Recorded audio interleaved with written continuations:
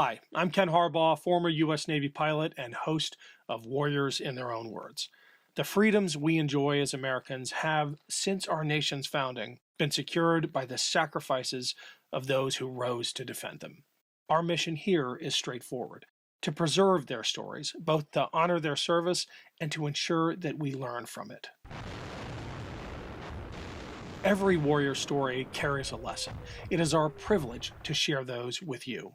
Through archival interviews with veterans from World War II, up through modern-day conversations with warriors who fought in Iraq, Afghanistan, and on fields of conflict most Americans have never heard of, we present the unvarnished truth about what it takes to defend a nation. For me, this mission is personal. My grandfather flew bombers in World War II and was severely injured during a mission over the Pacific.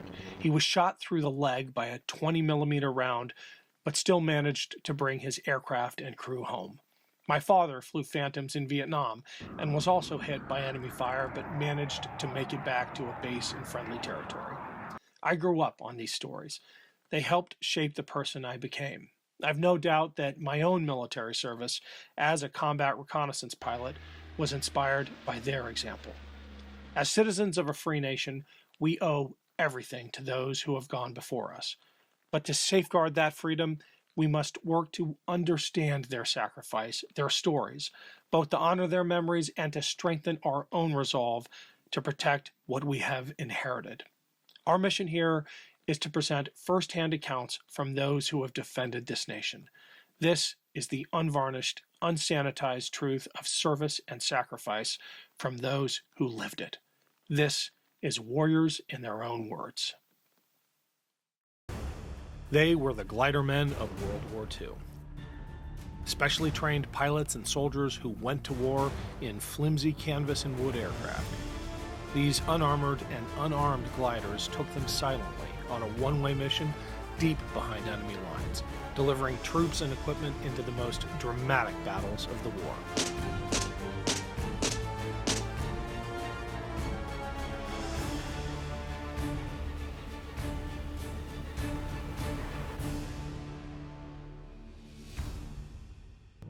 Second Lieutenant Harry Loftis was one of these courageous glider pilots. He flew many missions and fought in the Normandy Invasion, Operation Market Garden, and Operation Plunder. People ask me why I joined the glider pilots. There's 4 boys in my family, and 3 of them had already joined the Navy when war broke out. So I went to Dallas and took an exam to be a Navy pilot. I passed the exam, and they said, you go home, and the draft board's not going to bother you, but you've got to wait your time in line because you'll get your training here at the edge of Dallas. So I went back waiting to be called in to be a Navy pilot. I waited and waited. Really, it wasn't as long as I thought, but you know, young men were very impetuous at that time, and they wanted to get with it. And one of the recruiters came down. I worked for a newspaper, and we'd have coffee every day. He came in one day, and he said, I've got the very thing for you. You ought to get into this glider program. Well, I didn't know anything about it. Nobody else knew anything about it. But they were recruiting glider pilots, and they put out brochures. It was like a beautiful resort somewhere where you'd be going. They said, you'll travel all over the United States. You'll see more places than you've ever thought you'd see in your life, and you'll really get into something that's going to be exciting. Well, it sounded pretty good. And I talked it over with 1 or 2 of my buddies, and we all joined at the spur of a moment. So we ended up in Kelly Field, and then the glamour was gone for a little while. You can imagine what all recruits went through with. I had some flight training before the service, and I went to primary training at Janesville, Wisconsin. That was about 45 hours, and from there we went to dead stick landing school, which meant you took a power plane and took it out some 5 or 7 or 8 miles up 5,000 feet, and you cut the engine and raised the nose up and killed the prop on it to where it was, it was a glider. And then you had to find your way slowly back to a field and land between 2 sets of posts that's hanging up. And this was called our dead stick landing school. And then from that we went to Wickenburg, Arizona, which was nothing but gliders that is the same thing as a Cub airplane, but they took the engines out. And we had 30 or 40 hours of that way out in the desert, and we'd make our way back to the base without any power of any kind. And then the next step was Lubbock, Texas, and that was the first time we ever saw a CG-4A glider. Actually, when we went in, they didn't know what we were going to be flying. They just had an emergency group of creative people that drew the plans for this. And then we got the CG-4A glider, and I'm amazed every time I think about it, because it's a big, ugly duckling, but it was a fantastic piece of machinery. It's obvious when you see all of the things that it did, that it had to be a good flying machine. Had very few instruments that you used, airspeed, of course, and turn bank indicators and what have you, but you were virtually flying by the seat of your pants. And you had spoilers on it instead of flaps and what have you, and it looked like a broomstick that you pull the spoilers back with. That was one thing to aid you in getting down. It's hard to believe, but you could put it into a side slip just like you could a small airplane.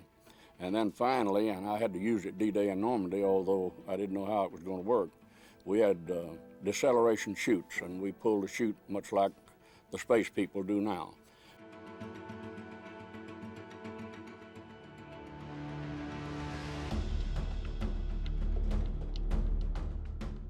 There was times during our training period where the CG-4A would break up for some reason. I know in some instances the airplanes that was towing you for some reason would cut you loose, and then you had the tow rope that would wrap around and we had many crashes and people killed that way. And you may recall the instance, and I believe it was in St. Louis, where they had the mayor and all of the town celebrating the CG-4A glider, and up above the air base with thousands of people watching, the wing came off and killed everybody in it. Then we had other instances where people would just make a bad landing. They'd stay too far out in the desert, and then, you know, they had to make landings, and you'd be surprised some of them landed in some terrible places and got out of it a lot. But we also had a lot of casualties in training, too. Yes, some of it happened right with us watching it. But we were taken into this with the full knowledge that it was a very suicidal type thing. You can imagine, and we lived with the same questions that people ask when they ask you, why did you go into the gliders?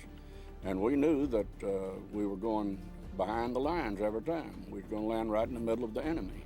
And we knew that we had to be very adept at all kinds of guns that we used. And in Fort Knox, Kentucky, we went through what's called sort of a Ranger type thing, and I thought they were going to kill me in 3 months before. But by the time we left there, we were not only good pilots, and particularly in landing aircraft, but we were good fighters too. It was all a part of it. And that's sort of exciting, really, when you're in it and involved in it. You've got to understand that there was no one forced into the glider pilots. We were all volunteers. We knew the type thing we were going to do. And I can tell you now that from the very beginning, we established pride and esprit de corps that we were all for one and one for all. And I'll have to be fair with you, sometimes glider pilots were pretty rough out in the communities where they are. They sort of had a devil-may-care attitude. I plead innocent of that, but that is the truth. We were pretty much like the out child at the family reunion. We were a specific unit off at the side, together all the time. We were right next to the places where the power pilots lived, but they stayed where they were and we stayed where we did. Their mission was entirely different, although we were in the same groups and the same squadrons. And it became interesting enough that people were asking a lot of questions and you got a lot of attention. And I guess all of us has a lot of ego. We got wings on our graduation, just like all of the cadets did elsewhere. And we all graduated as flight officers, and we wore the pink and the green. And the wings were fashioned after a regular set of wings, except in the center of the wings was the letter G. Of course, that meant glider pilots. But on some occasion, somebody was asking, in a group of people with power pilots in it, and asked, what does a G stand for? Because the power pilots didn't have it. And the power pilot stood up and said, that means G for guts. Those guys have got the guts. And so we're proud. And incidentally, several of our astronauts now have been given honorary glider certificates and wings. And so we should carry on the tradition some. I don't remember a person that regretted being in glider pilots. Now they were made out of fabric and some metal, unlike most of the flying machines that you've got. And of course, we landed in terrain that if you had a field that was 100 yards, well, that was enough to put any glider that's ever existed. We landed in extremely small fields, and that's what our training was for, and that's what this was for. And we went in with the parachute troops that had to have equipment. They had to have jeeps for their officers to cover the area. We had to have a lot of the things in our museum at Terrell, Texas, that the tractors that they built runways with. We carried in, my first mission was carrying in a squadron of bazooka shooters and what have you. So that's the type of thing we did, and that's where the pride comes from, and the closeness as a group.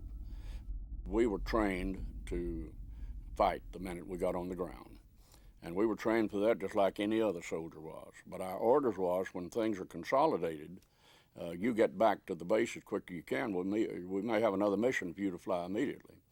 So we felt that the best way out, sometimes we had to fight our way sort of getting out of that circle, but when the ground troops got to us, then we started coming out. In June of 1944, Harry Loftis and the glidermen prepared for the Normandy invasion. We knew what our aircraft was a week or two ahead. They had them all marshaled, ready to go. And they would only take a few of the glider pilots from each squadron, and there's 15 from my squadron, and I was lucky enough to be one of them. And they put us behind barbed wire fences, and no one could get to us, or we couldn't get to anyone. We'd go and have our meals together. There's no communication. Something a little interesting, I never was a gambler over there, but I had a few English pounds, and I said, what am I going to do with these? And they was playing blackjack. And so, like a lucky beginner, I sat down and started with maybe $20, $30 in pounds. And we played blackjack the night before our drop until about midnight. Nobody was asleep, they were awake, eager. And I won some $800 playing blackjack. I haven't played a game of blackjack since, but I wound it up with a rubber band, and as we started the breakfast, I didn't know what to do with it.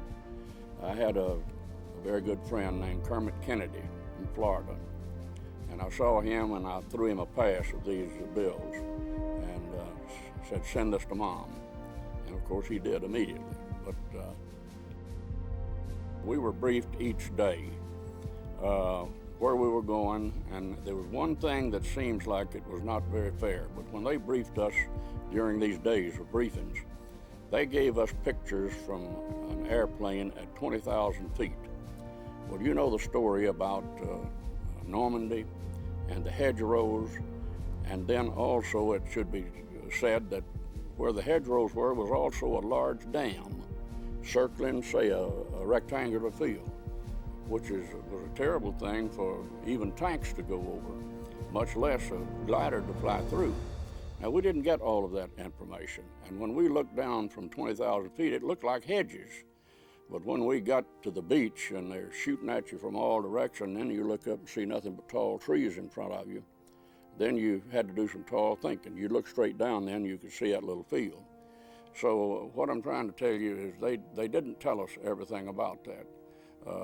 But during that briefing session, and they gave us the best information that they could possibly give. And some people were worried an awful lot about it, but I can't remember. Scared, yes, we were all scared.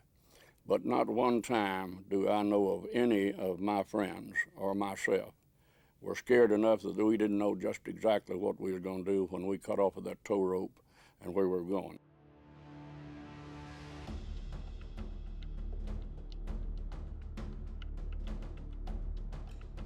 We took off on D-Day about 9 or 10 o'clock in the morning.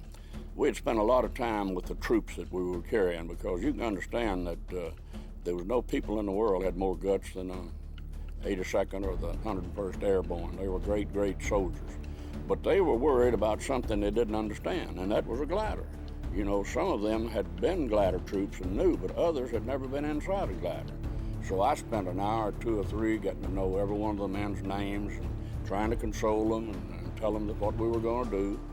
And we built up a pretty good relationship. And then it paid off for me, because they got to laughing and cutting up and kidding me. One of them saw where I had a parachute on my seat. And he said, "Man, he's got a parachute, and we don't have parachutes." Well, I had to explain to them that they gave all of us parachutes to sit on as an instrument to keep bullets from going through your bottom. Now, we had flak suits that we wore, and we had helmets, but from bottom, and you can imagine a parachute folded up, it'd be awful hard for a shell to get through. So we had that kind of attitude with them. They got to know my name, I got to know them. I knew that the minute we landed, we would break up a short while after that. When you're on tow, and you're being towed at 120 miles an hour, maybe a little more, the wind rushing was pretty loud. And we sometimes were carrying 2 gliders, and they were noisier because they were spread out on the sides. But there was enough that you could yell and holler at them and tell them what you're doing and keep them reassured. Leaving you land from many, many fields on an airborne mission, and when we took off in England, we were just east of London, and you start circling higher and higher, waiting for a trail for miles and miles long were gliders, one right after the other. So it took us some time to get ready, and then we start the last turn that's going straight forward to Normandy. Well, immediately you start seeing more activity, you see more airplanes in the air. The comfortable, good feeling was fighter pilots were circling us continuously. You know, we knew that there wasn't going to be anybody get to us with that kind of, and then you'd see to the left and the right ships that were moving in. But then as you get closer, for miles and miles and miles, looking to the left, were ships of every kind in the world, and to the right, the same way.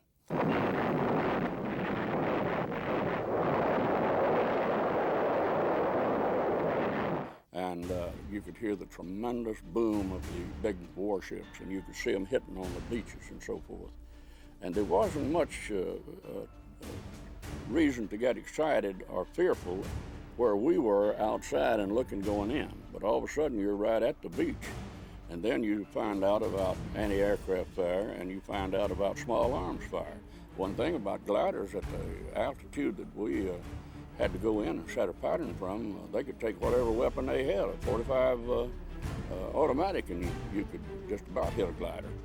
So we were getting fire from all sections, and that's when that's when you separate the men from the boys. But when we hit the beaches, well, we were getting all hell. You could see tracer bullets coming all around us, hitting the back and the fabric. One of the boys got hit in the hip, but it wasn't real bad. But it was the most awesome fight in the world. If a man can't get a little excited when he sees D-Day in Normandy, something's wrong with it. It was absolutely, unquestionably, the most magnificent act of warfare that I think the world's ever known.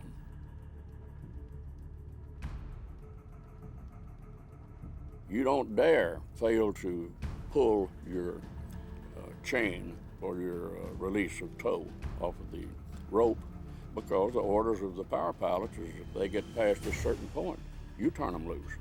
Well, you don't want a rope tied around you and falling and hitting. So there was no trouble in getting people to get off the tow when they could.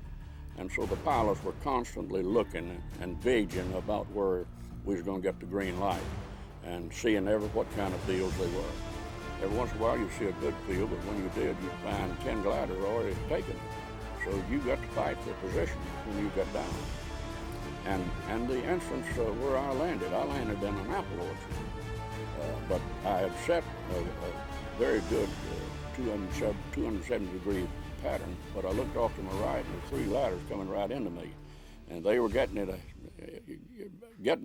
for themselves, and you know, you're not going to purposely hit one of your buddies, but you can feel the air in a hurry. So I instead did a 180-degree pattern and saw an apple orchard.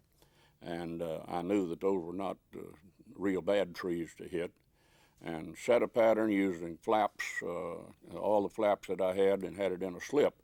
And the idea is to slip right over the top of these 60, 70 feet trees and straighten out and land your glider before it hits the embankments and the trees on the other side. Well, I was coming in too high. I knew I couldn't stop it on the other side, and I'd never used a deceleration chute, and I called for it, and he brought us right down and settled. And I scraped a few apple trees. I wagged, as long as I had some speed, I threw one wing up and done me trying to save. It did no harm whatsoever, but it scratched some of the stuff, but the glider was in pretty good shape. And then you start getting out of that glider, because in those hedgerows, and with all of the cover they've got, the enemy's already sitting there waiting for you, and you're right out in the middle. And one of the hardest things that I had to face when I landed, we all hit the hedgerows in a hurry. There was a little German hiding from us. He was worried as we were. And when he saw 3 or 4 of us coming to him there, I guess he thought we was after him. We didn't see him then, but he started running, and it wasn't me. I tried to shoot him with a 45 automatic pistol. It was a sidearm we carried, and I never did hit him. But one of the paratroopers did get him led down the line. But that goes to show you, when you get on the ground, the worst problem you've got is recognize if these are them or if these are us. And you get in a hedgerow yourself, and you're sort of solidified there, but you can look 3 or 4 different directions, and you can see men moving. Are they your men, or are they theirs? Our orders was to join any combat element, because we were trained for that, artillery, infantry. But when we got there, my particular squadron was assigned to set up a holding action at a crossroad, which a little crossroad called Les Forges, or maybe it's Les Forges, but it's French, Lesforges. And we dug in, right, not too far from that. The first action we got into, there was a lot of sniping going on, so we broke out from our area and went certain distances away and came back. We stayed the first night not too far from this location, dug in. We had one German tank that went down our road, and they had given us, I think they called it a jelly bomb or something. None of us knew that, but the idea is you throw it and it hits a tank or artillery. It'll catch fire and it'll keep burning. But we were told not to use those unless we had orders.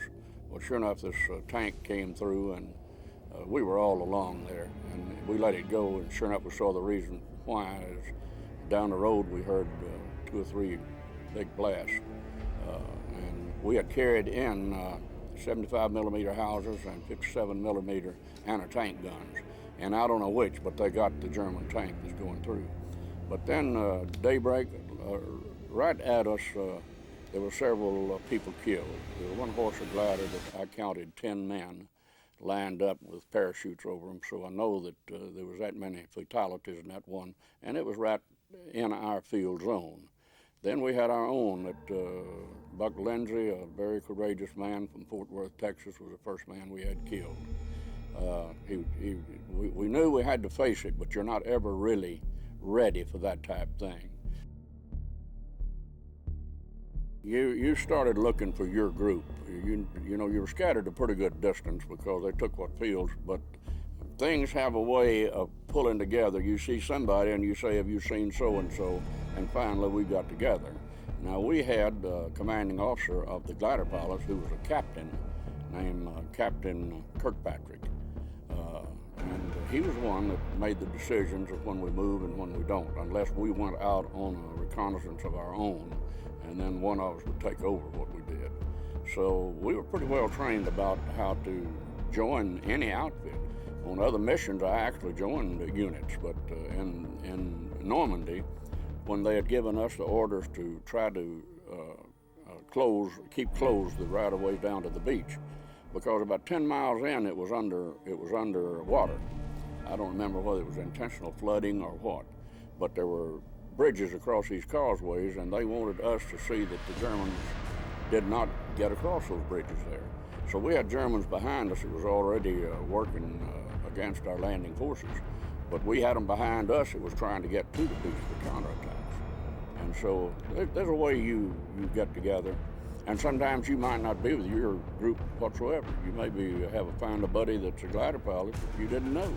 But when you do things together, it's always good to find a friend in a situation, because it gets awful lonely after you turn loose of that tow.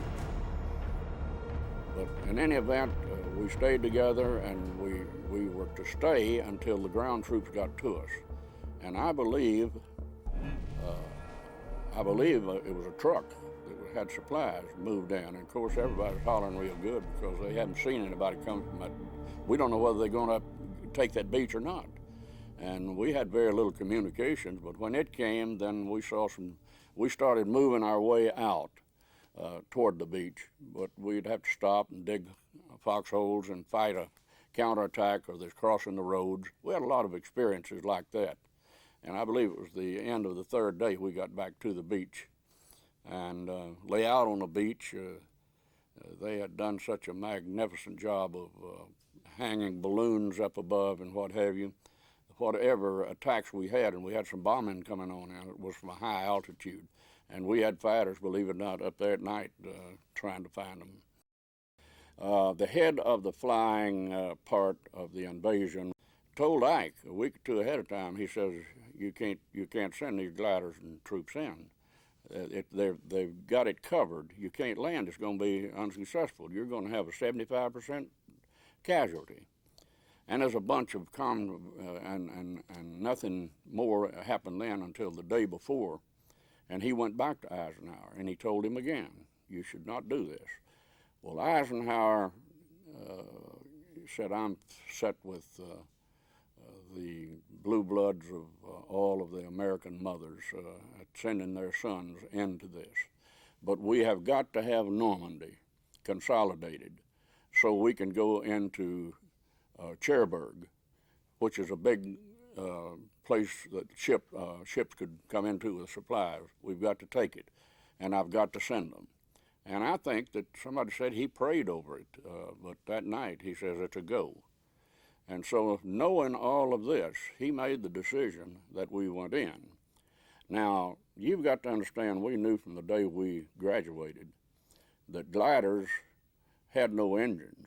And if that was the case and we went into combat, we were going to land without engines. There's no way to get out. We're going to be completely surrounded. And this was true of every drop we made. One drop, we went 67, 68 miles behind enemy lines and dropped. So these were a part of things that we knew. Some of them, they didn't give us the whole story, and I don't have any hard feelings about it. But most of the times they said it like it was. Despite some losses due to crash landings, rough terrain, and enemy fire, the glider missions on D-Day are generally regarded as a success. General Eisenhower praised their contribution, saying, "The glider pilots performed their missions magnificently. They landed in hostile territory, often under fire, and delivered their troops and equipment with remarkable precision." I don't mind telling you that I was very proud to be a glider pilot. I saw things that in training that was horrible to look at and see and have to live with. Horrible things that happened to fellow students who was flying. and then I saw some horrible, terrible things in combat. But I've said many times, and I'll say it again, that while if I could have snapped a switch and end the war, I'd have done it in a minute. But not being the case and being in it, I simply felt honored to be a glider pilot and to be a part of the things that I saw and the things that I did. And I wouldn't trade 1 minute of it for anything. That concludes part 1 of this episode. Next time, 2nd Lieutenant Harry Loftis recounts his glider exploits as the Allies advanced toward Germany.